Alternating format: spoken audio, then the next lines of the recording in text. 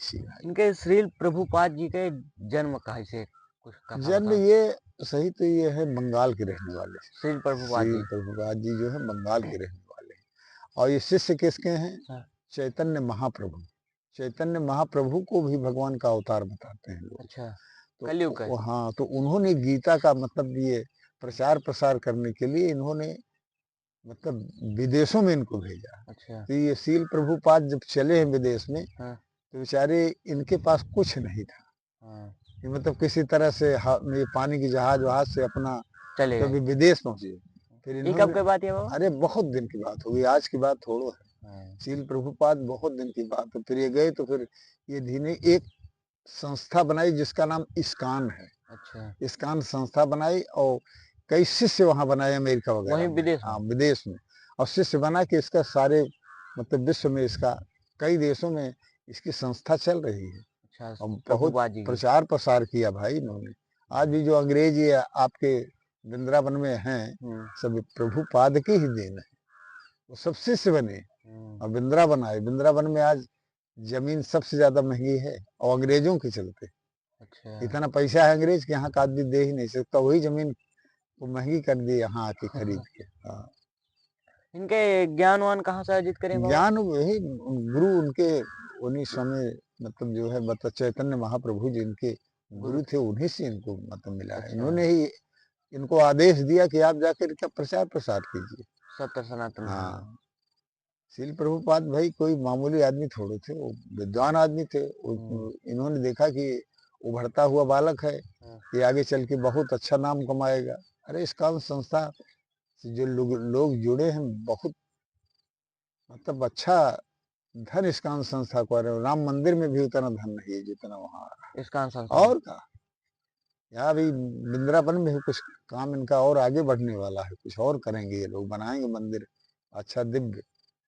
मतलब इनकी जो सोच है, जैसे हम सत्य लोग, सनातन धर्म बहुत पुराना अरे है। सनातन धर्म को उन्होंने अपनाया भाई। सनातन धर्म ही सत्य है। उन्होंने हाँ। इस बात को स्वीकार किया उन अंग्रेजों ने। ऐसा थोड़ो है। यहाँ आदमी जो है, यहाँ सनातन जब गांव गांव गांव गिराव का आदमी क्या समझेगा सनातन धर्म क्या हाँ, है? सनातन धर्म। सनातन धर्म मतलब जिसका कोई आदि और अंत नहीं है, वो जो सनातन। सदियों से चला आ रहा है। मतलब हमारे जन्म से पहले था और जन्म मरण के बाद तक भी रहेगा। मतलब उसका कोई आदि अंत नहीं है, उसी को सनातन धर्म कहते हैं। लेकिन बाबा आज के समय में जिस तरह कंडीशन चलती है, ये क्या ठीक है कि? देखा ऐसा है कि हाँ। कंडीशन ये कुछ तो कलयुग का प्रभाव है। अच्छा। लेकिन कुछ जन ने कहा था कलयुग बहुत अच्छा है। कलयुग अच्छा है, हाँ। लेकिन कलयुग में आप बच करके रहिए ना। अच्छा। जैसे आप सत्य झूठ नहीं बोलेंगे, हाँ। सत्य का आचरण करेंगे। हम्म। उसके बाद आप मतलब किसी का बुरा नहीं सोचेंगे, बुरा नहीं करेंगे। हम्म। और भगवान का, अरे भाई कहते हैं कि कलयुग केवल नाम आधारा, सुमिर सुमिर नर उतर ही पारा। हाँ। यानी केवल इतना आसान है कलयुग कि केवल भगवान का भजन करते रहिए। बस। आपको और कुछ करने की जब तब ये सब संयम नियम कुछ करने की जरूरत नहीं। केवल उनका नाम। नाम स्मरण, गायन, बस गाते रहिए, बस प्रभु का भजन करते रहिए, उसी में बेड़ा पार हो जाएगा। इतना आसान है कलयुग। और सतयुग में तो करोड़ों वर्ष तपस्या करते थे, हाँ, 10-10 हजार वर्ष। लेकिन 10,000 वर्ष नहीं, करोड़ करोड़ वर्ष हाँ।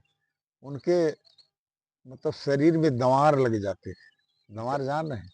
हाँ, दमाद। ये दंवार से मिट्टी जो है मतलब पूरे शरीर में, उनका ही आंख को दिखाई पड़ती, चक्षु और कुछ नहीं दिखाई पड़ता। इतनी ये तपस्या। आपका जो कालिकन धाम है, ये हाँ। किसका धाम है? काली माई। काली माई का नहीं, चौन ऋषि का धाम है। अच्छा। चौन ऋषि यहाँ, ये जो कालकन धामा ये है। कालिकन धाम है। चौन ऋषि इतनी तपस्या, उनकी मिट्टी का मतलब ढेर लग गया था उनके शरीर पर, केवल अच्छा। आंख दिखाई पड़ती थी। हाँ। एक राजा की लड़की थी, उसने जाकर के बबूल के कांटे से छेद दिया तो खून बहने लगा। अरे वो फिर हड़बड़ा गई। हाँ।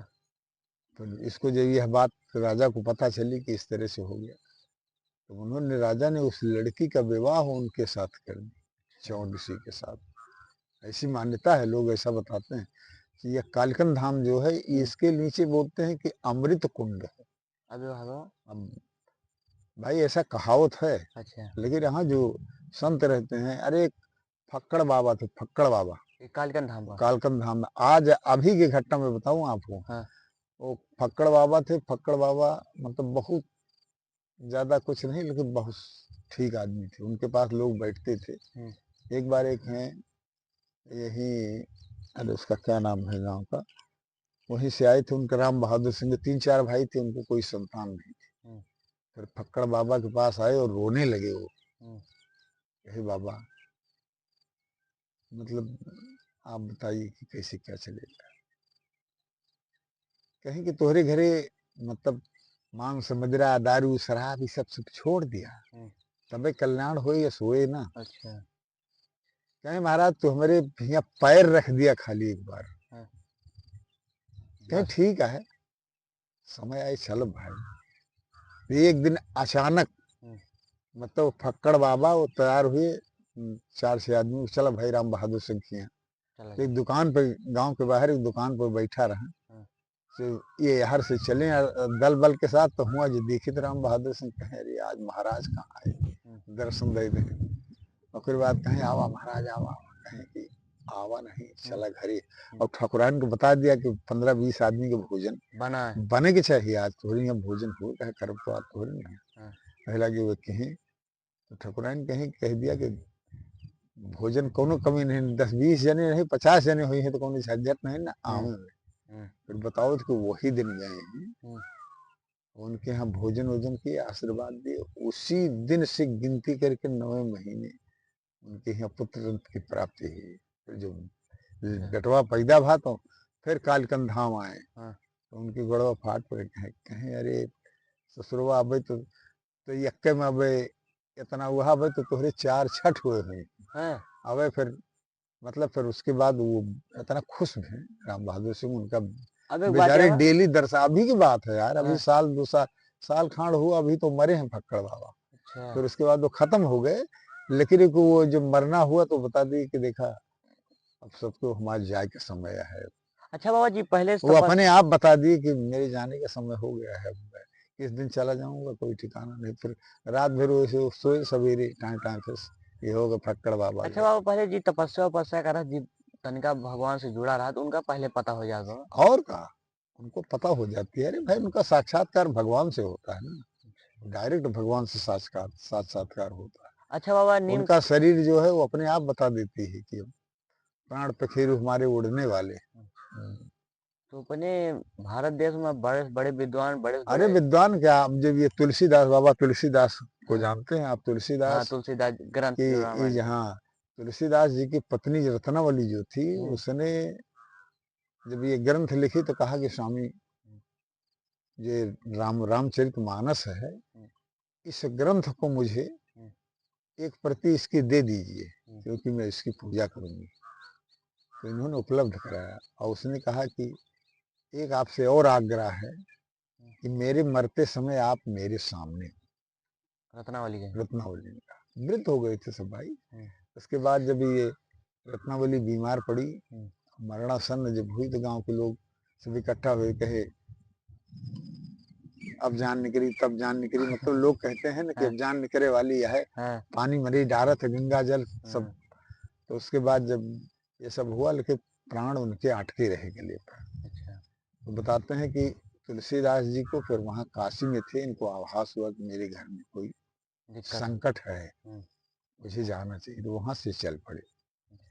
और जो आए हैं तो रत्नावली मतलब वही पड़ी थी। उसके बाद उसने हाथ जोड़ा इनसे और प्राणांत उसका हो गया, उसके प्राण पखेरु उड़ गए, वही उद्धार हो गया। फिर तुलसीदास ने उनका जो संस्कार है, अंतिम संस्कार अपने हाथों से किया।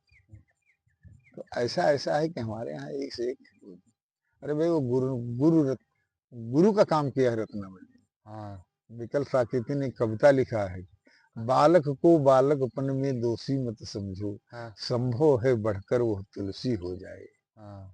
माँ की कोख कभी अभागिनी नहीं हो सकती, संभव है वह बढ़कर माँ हुलसी हो जाए। इनकी माता का नाम हुलसी था, हुलसी हो जाए।